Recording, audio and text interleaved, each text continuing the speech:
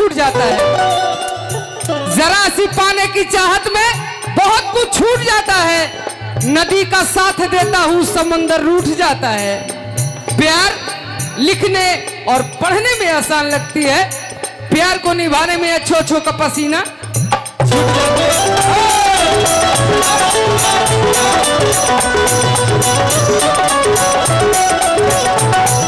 भैया आपने जो कहा ना कि ये नहीं होते तो रांची पागल खाना नहीं होता, तब इनको कहते हैं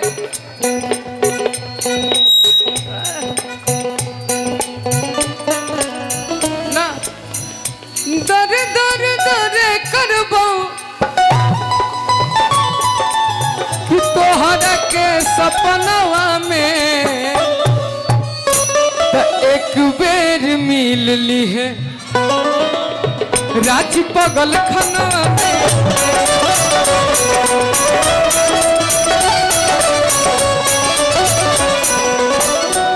कि याद तो हम अइबे करबा,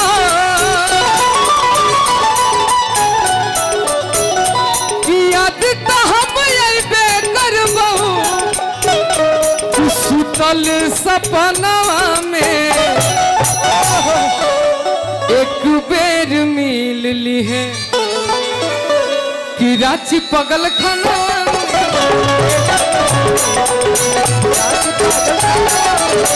एक बेर मिल ली है। तब हमने भी कहा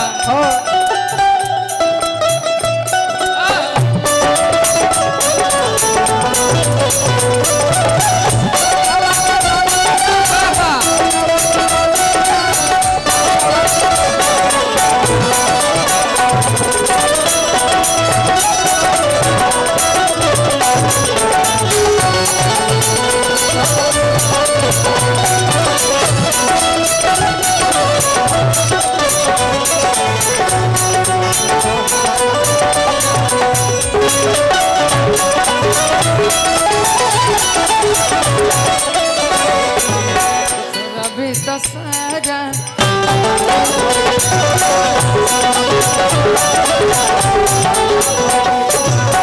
क्यों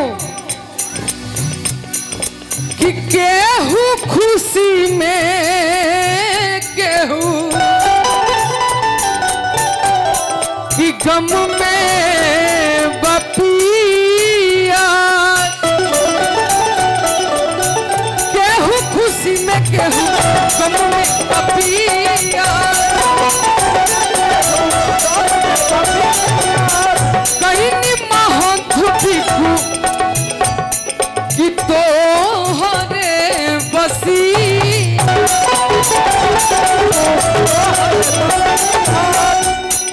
कि तोहरे नाम जानबे।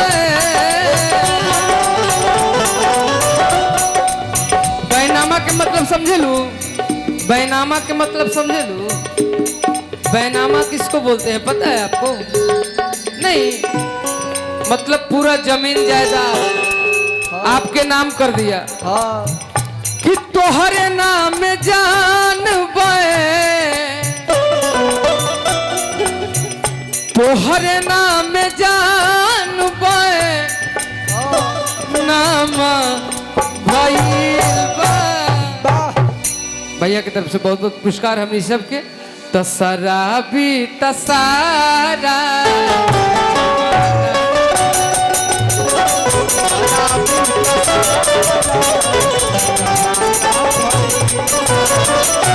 रबी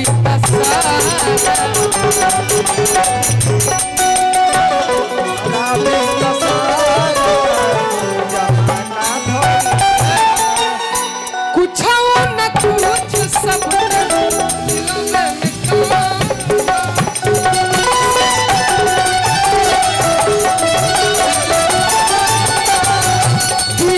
के पास ये गो दरुए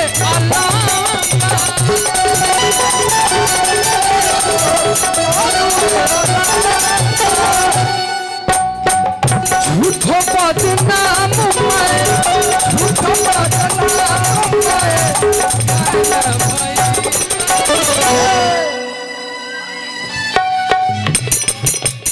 किसी की याद सताए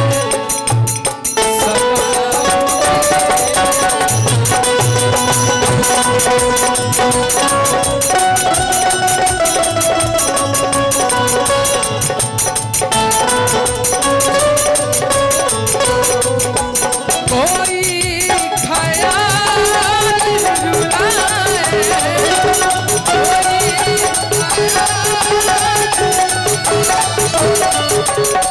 कोई ख्याल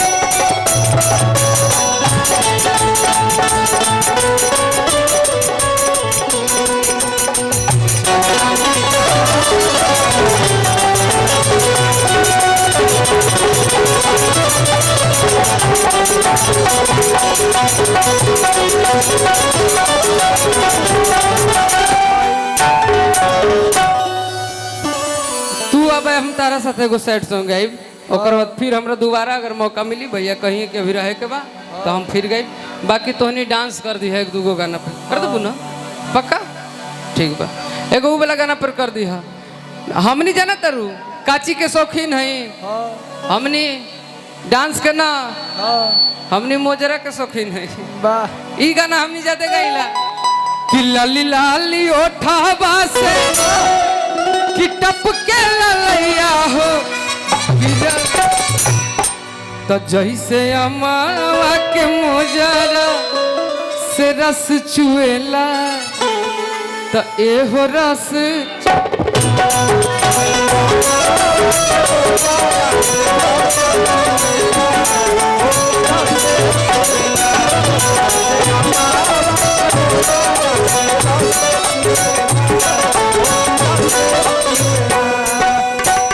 प्यार वाली बतिया ना बोला ये सुगनिया करे जा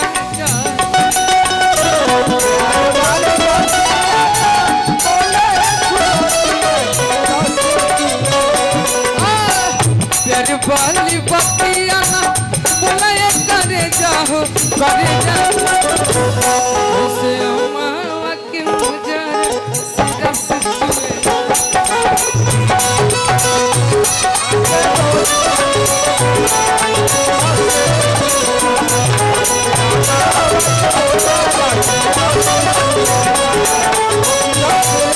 लेकिन आपको कहना होगा तब कहेंगे क्या आप ही ने बनाई ये हालत मेरी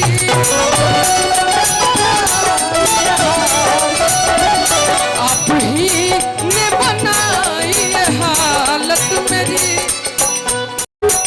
जरूर कोई बात है इन लड़कियों में वरना रांची में पागल खाने नहीं होते।